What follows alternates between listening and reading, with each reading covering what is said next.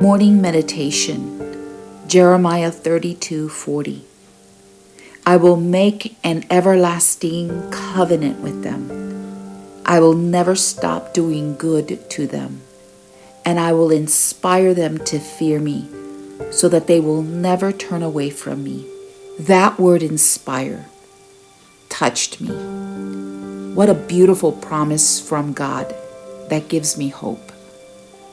He will inspire me to fear him, so that I will never turn away from him.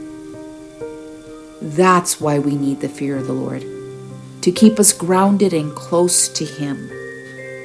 Does it make sense that we need this fear to remain steadfast? It's so easy to grow casual about God, to take his requirements lightly, to let holiness, righteousness, and obedience slip through our fingers as we live in a world filled with distractions and a body with its own desires and pulls. The world calls us away. The flesh pulls us away. And if we're not careful, we drift. But the fear of God grounds us. It's not a fear of cruelty, but a reverent awe that knows that God is serious about his word. When he speaks, he follows through. He's not casual with his promises or his warnings. And his word isn't something to dismiss or handle lightly. When we tremble at his word, it draws us to obey it and keeps us from wandering. The fear of God has a purpose, especially in these earthly bodies that live by senses. The physical world around us feels more real than the spiritual, which we can't see, touch, or feel tangibly. Our senses anchor us in the here and now, making it so easy to forget the reality of God and his word.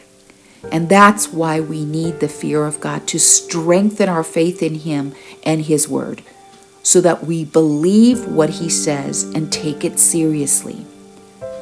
When we disregard or disobey, we need to be certain that the consequences he's laid out will come to pass. This fear isn't oppressive. It's life-giving. It brings us back to the right path, keeping us from being casual about our relationship with God. And what I love about this verse is that God doesn't leave us to create this fear on our own. He inspires us to fear him.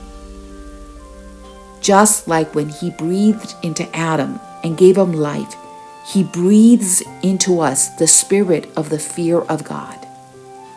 When he inspires us to fear him, it stirs and quickens and moves us to obedience. So inspiration isn't passive. It pushes us, energizes us, and awakens in us the desire to follow him faithfully.